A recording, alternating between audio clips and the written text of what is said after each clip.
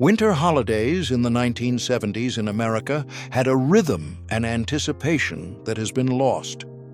Not because people cared less, but because the season was contained, focused, and genuinely special.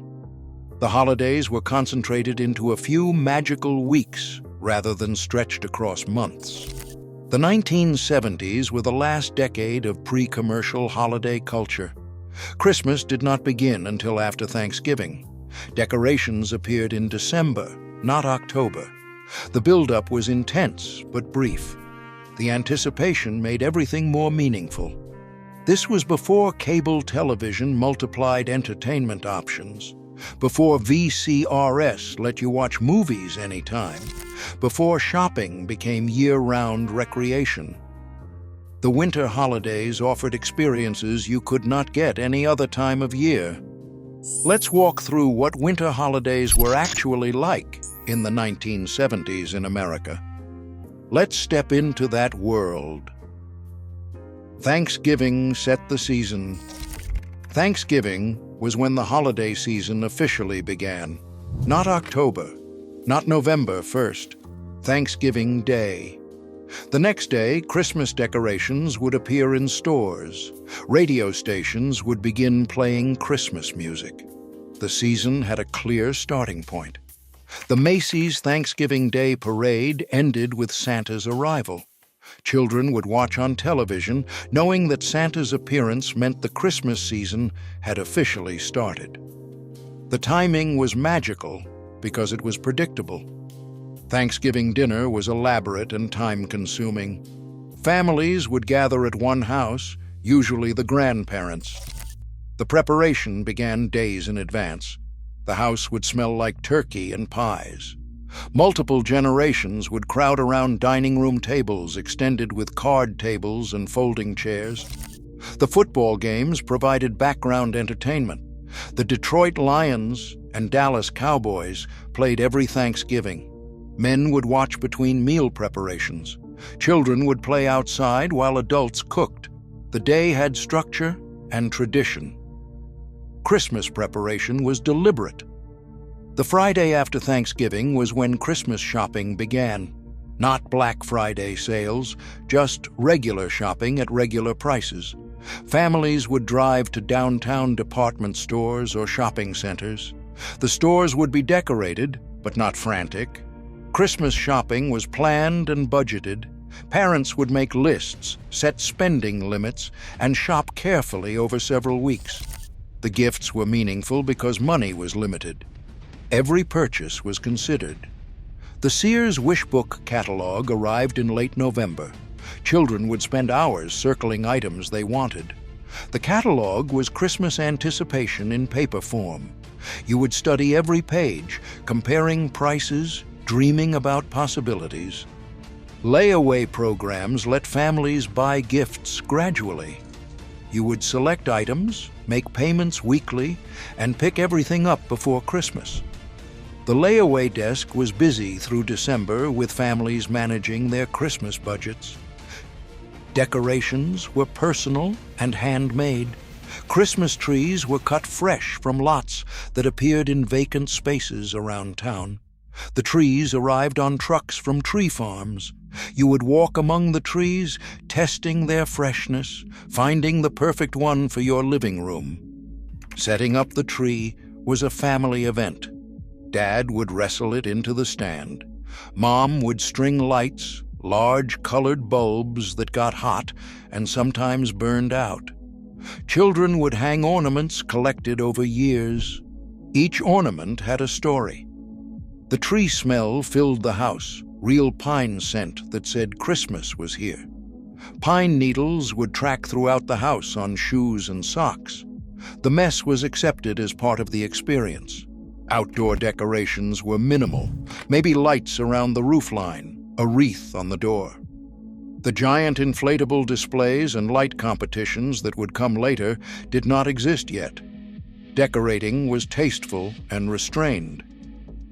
Television created shared holiday culture. The holiday television specials were cultural events.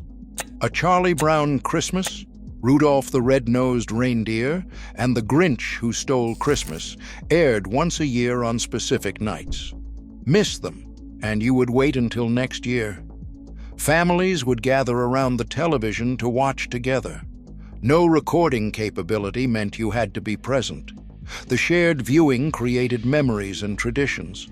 Everyone knew the songs, the stories, the characters. Variety shows featured Christmas episodes. The Lawrence Welk Show, the Carol Burnett Show, and the Sonny and Cher Comedy Hour all did holiday specials. The entertainment was wholesome and family-friendly. On Christmas morning, television included parades and specials designed for children opening presents. The programming complemented rather than competed with family time. Gift-giving was modest and meaningful. Christmas presents were fewer and less expensive than today. Children might get 3 or 4 gifts. The emphasis was on quality and meaning rather than quantity. A new bicycle was a major present that would be treasured for years. Homemade gifts were common and appreciated. People gave knitted scarves, baked goods, and woodworking projects. The time and effort invested made these gifts special. Receiving something handmade felt personal and loving. Practical gifts were normal. Clothing, school supplies, and household items were common. The gifts served real needs. A new winter coat or pair of boots was a legitimate Christmas present that children would appreciate. The wrapping paper was saved and reused. Good paper would be carefully removed and folded for next year. Gift bags were rare. The unwrapping was part of the present, done carefully to preserve the paper. Winter activities were outdoor and social. Sledding happened on any hill available. Schoolyards, parks, and golf courses were covered with snow. Children would spend entire days sledding, coming home cold and exhausted. The sleds were simple, with metal runners and wooden planks. Ice skating took place on frozen ponds, rivers, and flooded parking lots. The ice was not supervised or maintained. You skated at your own risk. Hot chocolate afterward was standard. The cold made you appreciate coming inside. Neighborhood pastimes like snowball fights and building snowmen kept kids busy. Children would play outside for hours, unsupervised. The snow provided unlimited entertainment. Adults would shovel and children would play. Cross-country skiing was growing in popularity. Families would ski through parks and open areas. The equipment was basic but functional. Skiing was exercise and recreation combined. New Year's Eve was adult time. New Year's Eve parties were held at homes, not at expensive venues. Friends gathered for house parties with cocktails, snacks, and conversation. The entertainment was each other rather than professional performers. The Times Square ball drop was watched on television. Everyone counted down together. At midnight, people raised glasses of champagne or sparkling cider. There were noisemakers and party hats. The celebration was festive, but not frantic. Children were sometimes allowed to stay up until midnight as a special treat, though most fell asleep first. New Year's Eve was primarily an adult celebration. New Year's Day meant football games on television and recovery from the previous night's celebration. The pace was slow and relaxed. The holiday season was winding down. The religious dimension was central. Christmas Eve church services were packed. Candlelight services, children's pageants, and Christmas carols were sung by congregations. The religious meaning was prominent and public. The Christmas story was told without controversy. Public schools would have Christmas programs with religious songs and themes. The separation that would come later had not hardened yet. Christmas cards featured religious imagery alongside secular themes. Nativity scenes were common in public spaces. The Christian foundation of Christmas was acknowledged openly. Winter weather shaped everything. Snow days meant schools were canceled and children found unexpected freedom. They listened to radio announcements hoping their school would be called. Snow days were gifts of unstructured time. The weather determined activities. Blizzards meant staying indoors with board games and books. Mild days meant playing outside. Families adapted to whatever winter brought. Heating bills were expensive and watched carefully. Thermostats were kept low. Extra sweaters and blankets were standard. The cold made warm houses feel cozy and welcoming. Food traditions were regional and homemade. Christmas cookies were baked at home. Sugar cookies were cut into shapes and decorated. They were gingerbread men, and Christmas tree cookies with green frosting. The kitchen smelled of vanilla and cinnamon for weeks. Fruitcake was still made and gifted seriously. It was not yet a joke, but a traditional holiday food that people actually ate and enjoyed.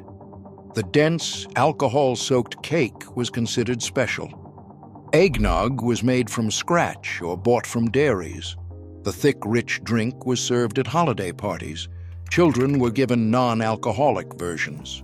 Eggnog meant the holidays had arrived. Christmas dinner featured traditional foods: ham or turkey, mashed potatoes, green bean casserole, and cranberry sauce. The recipes were passed down through families. The meal was elaborate and ceremonial. After New Year's Day, decorations came down quickly. The magic was over, and life returned to normal. The trees were dragged to the curb.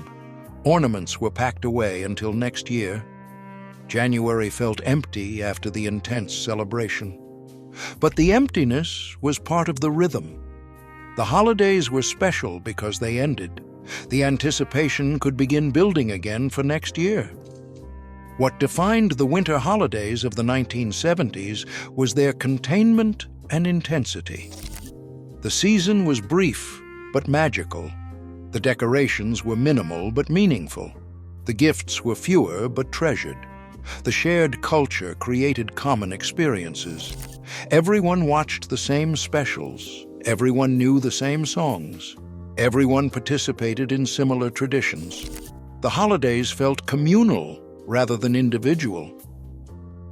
For families who celebrated winter holidays in the 1970s, the memories are vivid and warm. The smell of fresh Christmas trees, the anticipation of the Sears catalog, the family gathered around the television, the excitement of snow days, the satisfaction of homemade gifts. The winter holidays of the 1970s represented a time when celebration was focused and family-centered. This was before commercialization stretched the season beyond recognition. December was magical because it was brief, and the rest of the year was ordinary. For those who remember, the 1970s holidays were what they were: simple, meaningful, and magical in ways that modern extended holiday seasons struggle to replicate.